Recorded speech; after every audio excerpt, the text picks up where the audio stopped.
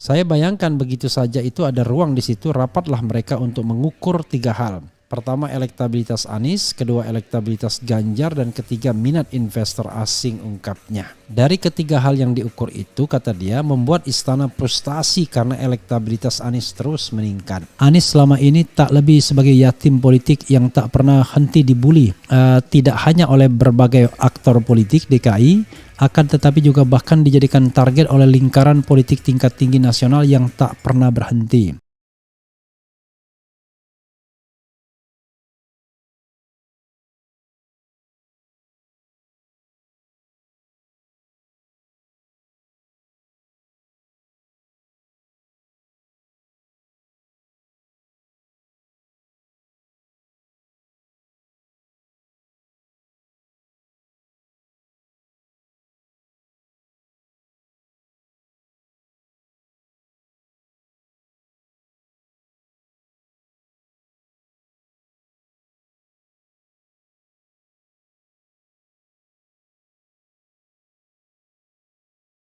Assalamualaikum warahmatullahi wabarakatuh.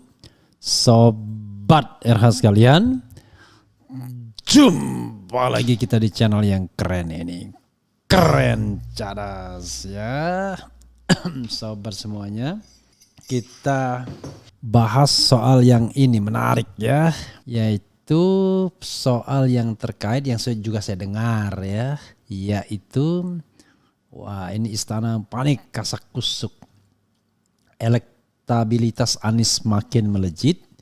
Istana sampai rapat tiap hari. Rocky Gerung diikuti 2 menteri utama, 3 oligarki dan 5 lembaga survei. Siapakah 5 lembaga survei tersebut? Pasti bisa bisa ditebak kalau seandainya memang pertemuan itu memang sering dan kerap terjadi. Jadi sobat semuanya, ya itu pilihan, a matter of choice. Jadi tidak ada yang salah karena orang memiliki keyakinan sendiri untuk berpihak, dan lebih yakin lagi kalau itu berpihaknya dibayar dalam tanda kutip secara profesional. Maka makin getol untuk membela yang bayar ya. Tapi ya itu kan soal pilihan ya. Kadang-kadang kita tidak bisa mengatakan itu adalah soal moralitas, tetapi itu soal keyakinan juga. Jadi kita hargai saja orang yang memiliki pilihan yang seperti itu, sobat era sekalian. Oke, coba kita lihat ya, karena isu-isu seperti ini saya juga mendengar bahwa istana concernnya itu hanya soal siapa yang akan menjadi presiden ke depan 2024 seandainya Presiden Jokowi tidak bisa diperpanjang jabatannya dan apalagi 3 periode. Orang menganggap menuding Ganjar Pranowo akan menjadi putra mahkota. Dan kalau kita lihat perilaku pendukung Jokowi, buzzer-buzzer selama ini, jelas mereka pro Ganjar semua. Relawannya relawan buzzer yang selama ini juga menjadi pendukung Presiden Jokowi. Dan masalahnya adalah Teguh Umar sepertinya belum sepakat apakah akan mendukung Ganjar atau tidak. This is the problem ya. Sahabat RH sekalian, dukung ya RH Channel ke depan untuk mendapatkan 1 miliar view dan 4 juta subscriber. Kalau sekarang subscribernya 2,5 juta, mudah-mudahan bisa mencapai 4 juta akhir tahun ini dan 1 miliar view. Ya, target boleh aja, walaupun saya merasakan kok jalan makin terjal bukan makin mudah, terutama konten-konten seperti ini. It is like any invisible hand ya, tapi kita tetap maju pantang mundur. Coba kita bacakan ya. Fajar.co.id. Pengamat politik Rocky Gerung menyebut pihak istana semakin khawatir dengan elektabilitas bakal capres dari Partai Nasdem Anies Baswedan. Dia mengungkapkan kemungkinan pihak istana menggelar rapat terkait persiapan pemilu. Kira-kira begitu kita bisa bayangkan di istana itu setiap jam 4 sampai maghrib itu ada rapat di antara 2 menteri utama, 3 oligarki dan 5 lembaga survei, ucapnya dalam kanal YouTube-nya Selasa. Dalam rapat itu kata dia dibahas elektabilitas bakal capres dari Partai Nasdem Anies Baswedan, Gubernur Jawa Tengah Ganjar Pranowo dan minat investor. Saya bayangkan begitu saja itu ada ruang di situ, rapatlah mereka untuk mengukur 3 hal. Pertama elektabilitas Anies, kedua elektabilitas Ganjar, dan ketiga minat investor asing, ungkapnya. Dari ketiga hal yang diukur itu, kata dia, membuat istana frustasi karena elektabilitas Anies terus meningkat. 3 yang diukur dan ketiganya menunjukkan bahwa hasilnya bikin frustasi. Jadi itu yang dievaluasi tiap hari di istana. Itu elektabilitas Anies naik terus, elektabilitas Ganjar turun terus, dan minat investor justru drop sama sekali, tutur ahli filsafat ini. Hal ini, kata dia, membuat istana frustasi, akhirnya mencoba untuk mewacanakan penundaan pemilu hingga menggiring kasus di KPK. Orang anggap bahwa kita juga bagian dari konspirasi istana kan nggak boleh kita sebutin secara lengkap supaya kita tahu bahwa kita dapat bocoran dari konspirasi tandasnya. Jadi sahabat sekalian, Rocky mendapatkan bocoran, mendapatkan informasi, dan dia share ya separuh-separuh. Saya juga sering mendengarkan itu ya, bagaimana pemerintahan ini sibuk sekali itu berpikir tentang who will be the next president in 2024.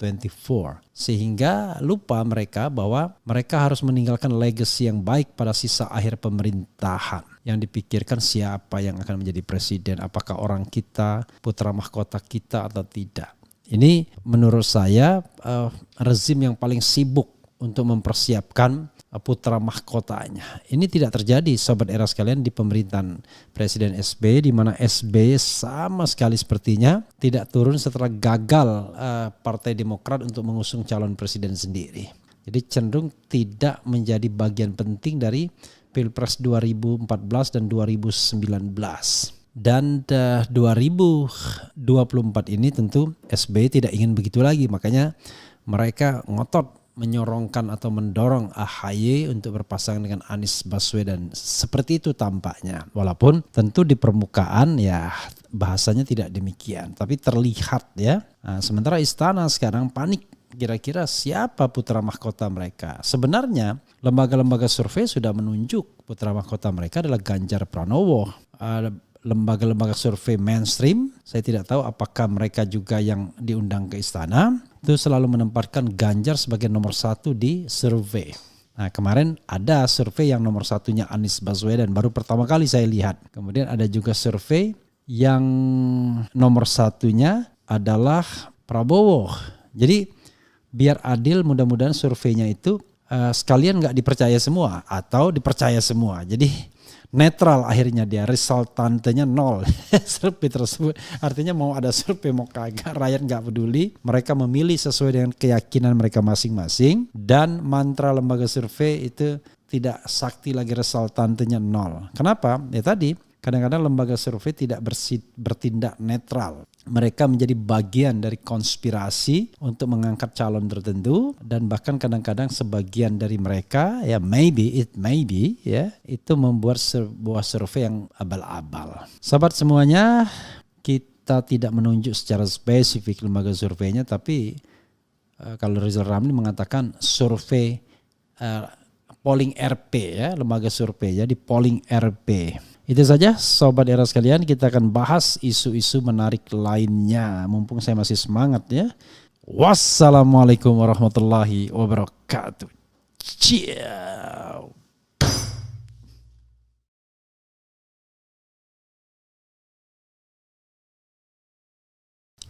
Assalamualaikum warahmatullahi wabarakatuh.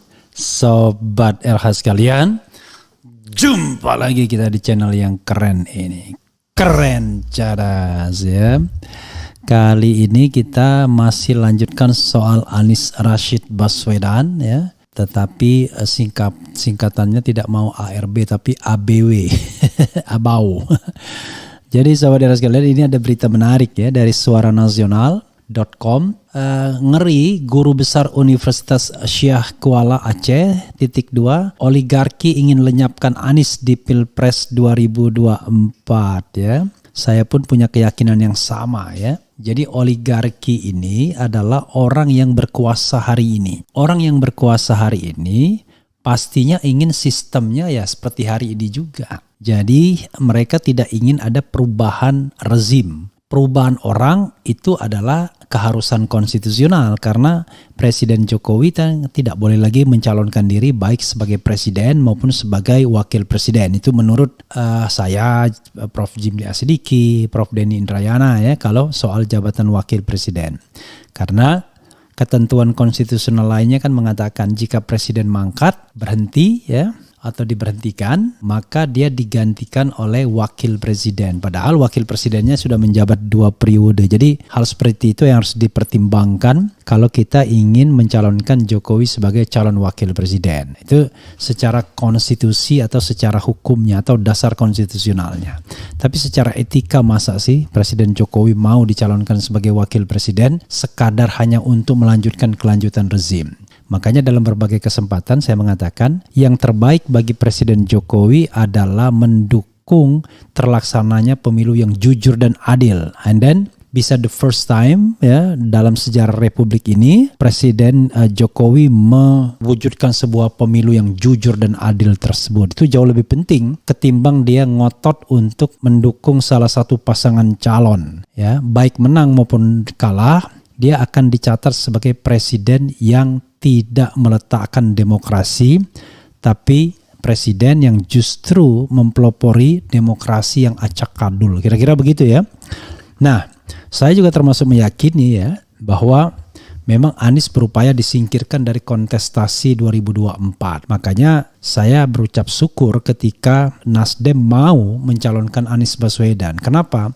Artinya kita setidak-tidaknya bakal ada satu alternatif pasangan calon di mana Anies sebagai calon presidennya. Soal yang lainnya ya silakan saja. Ganjar kah, Prabowo kah, yang paling penting adalah there must be a genuine presidential election ya. Kalau tidak ada sebuah pemilihan presiden yang genuine, maka tidak ada gunanya demokrasi pemilihan langsung ini. Jadi jangan berupaya merekayasa ya untuk adanya 2 calon. Kadang-kadang retorika mengatakan di mana tidak demokratis? Ya jelas tidak demokratis. Yang demokratis itu Anda kalau berani membuka presidensial threshold ya. Jelas-jelas pemilihan presiden dan pemilihan anggota DPR itu 2 hal yang berbeda kok ya. Jadi kita harus belajar juga bahwa tidak semua ya warga negara itu menyalurkan hasrat politiknya itu melalui partai politik. Ada orang yang barangkali tidak terlalu peduli partai politiknya, lebih peduli siapa presidennya. Dan itu sama sekali tidak terkait dengan apakah calon presiden itu misalnya dicalonkan partai politik A, B, C atau D. Anies Baswedan tetaplah Anies Baswedan. Jauh lebih penting Aniesnya ketimbang siapa yang mencalonkannya. Kan kira-kira begitu. Walaupun tetap saja ada pengaruhnya siapa yang mencalonkan atau partai mana yang mencalonkan. Tetapi sosok Anies tentu jauh lebih berpengaruh dibandingkan partai yang mengendorse-nya. Jadi jangan samakan seperti PDIP di Jawa Tengah dalam pemilihan gubernur. Itu beda sekali. Kalau PDIP di Jawa Tengah dalam pemilihan gubernur, siapapun yang dicalonkan oleh PDIP, maka dia akan menang. Itu lain persoalan. Karena PDIP Jawa Tengah itu adalah sesuatu yang tidak bisa dipisahkan ya. Jadi PDIP dan Jawa Tengah itu adalah saudara kembar ya. Jadi Jawa Tengah adalah banteng dan benteng ya dari PDIP. Oke, kita bacakan ya.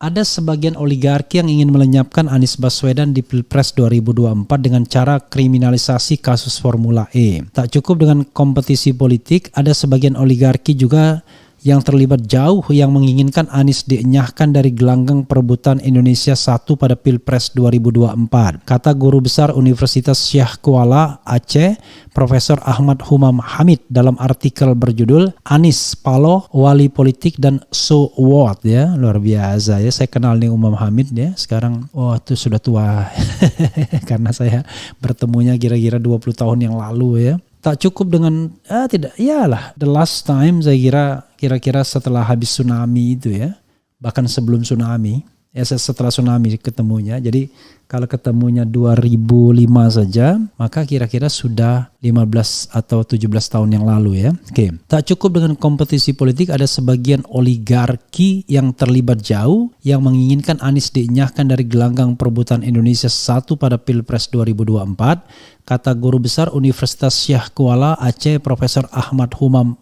Hamid ya, dalam artikel berjudul tadi Anies Paloh Wali Politik dan So What ya. Jadi Ahmad Humam Hamid ini masih saudara dengan Farhan Hamid ya. Ahmad Farhan Hamid itu mantan anggota DPR juga kalau tidak salah dari Partai Amanat Nasional dan pernah jadi anggota DPD kalau nggak salah ya. Oke, kata Ahmad Humam, Anies sebagai calon presiden yang diusung oleh Nasdem adalah sosok individu yang perjalanan karir politiknya tidak biasa. Ia adalah sosok pribadi yang mendapat perlakuan khusus untuk dijadikan sebagai ikon kebencian publik, sekaligus makhluk yang paling berbahaya untuk masa depan NKRI, ungkapnya. Dalam menjalani tugas sebagai Gubernur DKI, menurut Ahmad Humam, Anies selama ini tak lebih sebagai yatim politik yang tak pernah henti dibuli, tidak hanya oleh berbagai aktor politik DKI, akan tetapi juga bahkan dijadikan target oleh lingkaran politik tingkat tinggi nasional yang tak pernah berhenti. Hanya karena kerja keras dan kelakuan baiklah yang membuat Anies bertahan, tegasnya. Apa ukuran kerja keras dan kelakuan baik itu menjadi benteng penahanan dari intrusi dan intervensi berbagai kekuatan yang hendak mencelakakannya dalam 5 tahun masa jabatannya. Indikator yang paling gampang dicari adalah soliditas partai pendukung Anies Sandi di DPRD DKI ditambah dengan sejumlah partai yang berseberangan dengan Anies ketika pemilihan Gubernur DKI 5 tahun yang lalu. Kecuali PDI Perjuangan dan PSI, semua partai lain non-koalisi Anies Sandi ikut aktif bersama Anies membangun Jakarta. Bukti yang paling nyata adalah kegagalan beberapa kali upaya gempa tektonik DPRD DKI yang disponsori PDIP dan PSI tidak dilayani oleh partai-partai lainnya, tegasnya. Menurut Ahmad Humam, dalam berbagai percobaan mencelakakan Anies selama ia menjabat Gubernur DKI, Anies tak pernah mengeluh, menyerang balik atau menunjukkan sikap permusuhan terhadap siapapun dalam kondisi yang bagaimanapun. Kerja keras, perilaku, integritas, dan komunikasi politik yang baiklah yang selama ini yang menjadi wali politik Anies yang mumpuni. Kisah perjuangan Anies selamat dalam menjalankan tugasnya sebagai Gubernur DKI adalah sebuah prestasi yang menunjukkan sesuatu yang baru dalam perpolitikan nasional. Istilah yatim politik yang melekat pada Anies paling kurang pada level ibu kota adalah sesuatu yang unik, paparnya. Anies membuktikan bahwa yatim politik bukanlah sesuatu yang menjadi halangan untuk pengabdian publik. Bisa saja ditekuni dan dikerjakan dengan sungguh-sungguh. Itu telah terjadi dan terbuktikan. Apa yang diinginkan oleh tubuh dan jiwa Anies segera setelah ia tidak lagi menjadi Gubernur DKI adalah keberlanjutan fitnah hoax yang dibangun dengan sempurna oleh kelompok yang tidak menginginkannya menjadi capres apalagi presiden. Barangkali Anies akan susah makan dan tidur jika tidak ada berita buruk yang ditimpakan kepadanya setiap hari. Ibarat virus, karena imunitas awal yang dimilikinya cukup kuat, apapun perlakuan yang diberikan kemudian karena ia tak mati akan membuatnya semakin kuat, ungkapnya. Dalam pandangan Paloh memasuki gelombang pemilihan presiden, andalan hanya kepada imunitas yang dimiliki Anies tidak cukup. Ketika Anies masuk dalam konvensi Nasdem beberapa bulan yang lalu untuk capres, Paloh sadar benar Rapimnas ya, benar tentang kekuatan, kelemahan dan ancaman yang akan dihadapi Anies. Mungkin dalam pandangan Paloh, maksudnya Surya Paloh ya, berbagai serangan yang akan datang itu terlalu tinggi risikonya jika hanya dibebankan kepada kesehatan tubuh dan imunitas yang dimiliki oleh Anies. Suatu saat Anies pasti perlu dikawal, dijaga apalagi bila ia menjadi capres Nasdem, tegasnya. Perkiraan Paloh tidak meleset, tiba-tiba saja ada gangguan besar yang terencana dengan baik yang ingin menyeret Anies dan membuatnya tersungkur dan bahkan dapat keluar dari gelanggang Capres 2024. Tak cukup dengan itu, Anies juga diupayakan untuk menjadi ikon terburuk politik Indonesia pasca reformasi. Paloh mengambil sikap, ia memutuskan untuk menjadi wali dengan cepat, paparnya. Tidak hanya Paloh, sebentar lagi akan datang lagi para wali lainnya yang akan menyertai Paloh untuk mengusung Anies. Paloh dan para calon wali baru tahu bahwa upaya mencelakakan Anies tidak hanya akan selesai dengan kasus KPK versi salah satu media, more to come, dan mereka akan siap menghadapinya, pungkasnya. Luar biasa ya. Jadi sahabat era sekalian, hal yang paling buruk di Republik ini adalah sejak 2014 sampai 2019, karena tahu bahwa cara paling mudah untuk memenangkan pertarungan adalah mematahkan kaki lawan di awal, maka itulah yang dilakukan. Salah satunya dengan pisau gelutin yang namanya presidensial threshold 20%. Dengan presidensial threshold 20%, sobat era sekalian, yang terjadi adalah tidak banyak calon yang bisa maju. 2014 2 calon, 2019 2 calon juga, dan 2024 ini dipaksakan untuk 2 calon juga. Seandainya Nasdem ya tidak cepat-cepat menjagokan Anies Baswedan, maka skenario 2 calon itu sangat mudah ditebak. Caranya bagaimana? Caranya adalah buang Anies Baswedan dan barangkali juga buang Ganjar Pranowo, maka partai-partai istana tinggal menciptakan 2 calon di antara mereka dan tinggal siapa yang akan mereka unggulkan. Apakah yang akan diunggulkan Prabowo Puan misalnya berhadapan dengan Erlangga Zulkifli Hasan ataukah yang lain. Nah sekarang kotak Pandora sedikit terbuka. Karena itu jauh lebih baik koalisi-koalisi lainnya mempersiapkan penantang terbaik. Dan Presiden Jokowi menarik diri menjadi bapak bangsa, menciptakan pemilu yang jujur dan adil. Ya paling tidak itulah penebusan dari segala kekurangan pemerintahan selama ini. Kalau seandainya banyak yang komplain terhadap kekurangan-kekurangan yang ada. Jadi di akhir masa pemerintahannya, dia ciptakan pemilu yang jujur dan adil. Dia tidak memihak pada salah satu pasangan calon, tapi benar-benar menciptakan pemilu yang jujur dan adil. Jadi kita pun tenang. Siapapun yang terpilih, apakah itu nanti Anies, apakah itu Ganjar, sepanjang dicapai dengan jujur dan adil, wajar saja. Jadi jujur dan adil itu, sobat era sekalian, ya, pastilah tidak terlibat dalam money politics, ya, kemudian penghitungan yang keliru. Tapi kalau soal pilihan tema kampanye, Anda mau menggunakan politik identitas, tidak menggunakan politik identitas, sebenarnya nggak ada yang tidak menggunakan politik identitas. Nggak mungkin identitas itu tidak disebutkan. Gampang sekali. Setiap nyalon langsung yang biasanya nggak pernah menyebut haji dan haja, begitu di dalam proses berpemilihan langsung sebut semua. Kan itu politik identitas juga. Coba cek pada pemilu-pemilu berikutnya. Disebut nggak Haji Joko Widodo, Haji Prabowo Subianto, dan lain sebagainya. Disebut. Ya kan, Haji Susilo Bambang Yudhoyono, Haja Megawati Soekarno Putri, dan lain sebagainya, dan lain sebagainya. Sepanjang ukurannya tidak melanggar undang-undang, it's okay. Kecuali melanggar undang-undang dengan menjalankan yang namanya black campaign misalnya. Black campaign itu sesuatu fitnah. Tapi menonjolkan sisi kelebihan itu bukan black campaign. Jadi menonjolkan kelebihan kita, kemudian menonjolkan kelemahan lawan, itu bukan black campaign namanya ya. Itu namanya negative campaign terhadap lawan dan strategic campaign kepada kita. Jadi kita mengangkat nilai-nilai strategis kita. Nggak mungkin juga kita mengungkapkan kelemahan-kelemahan kita. Dan kalau misalnya kita berkampanye di Aceh, ya nggak mungkin kita tidak menyitir ayat-ayat Al-Quran. Tapi kalau kita berkampanye di daerah non-Muslim misalnya, itu sama saja konyol kalau kita mengutip ayat-ayat Al-Quran. Jadi kampanye itu tentu disesuaikan dengan situasi dan kondisi setempat. Kira-kira begitu sobat era sekalian ya. Itulah caranya untuk menarik perhatian publik. Saya pernah menyaksikan ketika kampanye, ketika kampanye lah Presiden Jokowi mengucapkan wassalatu wassalamu ala asrofil anbiya'i wal mursalin wa ala alihi wassahbihi ajma'in.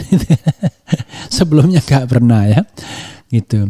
Mulai dari assalamualaikum warahmatullahi wabarakatuh.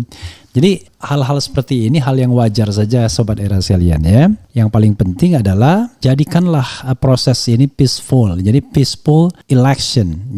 Jadi bukan riot, bukan kerumunan ya, bukan kekacauan, bukan chaos ya, bukan kanjuruhan ya, bukan gas air mata pastinya. Oke, sobat era sekalian, coba kita lihat ya bagaimana komentar sobat RH terkait dengan ini. Jadi biasakan kita fair election ya. Jadi kalau fair election itu adalah ya kita adu kekerenan ya, adu kehebatan. Jadi bukan adu hal-hal yang negatif atau adu banyak-banyakan uang ya, adu kecurangan dan lain sebagainya. Tapi benar-benar adu kebaikan, adu kelebihan ya. Kelebihan itulah yang harus ditonjolkan sebagai seorang calon pemimpin. Karena kita hidup dalam tradisi demokrasi modern. Kalau zaman Rasulullah, mereka udah tahu kualitas para sahabat. Mereka udah tahu mana yang pantas menjadi pemimpin, mana yang enggak. Kan kira-kira begitu. Kalau sekarang kan enggak bisa begitu. Oke. Itu saja saudara sekalian. Wassalamualaikum warahmatullahi wabarakatuh.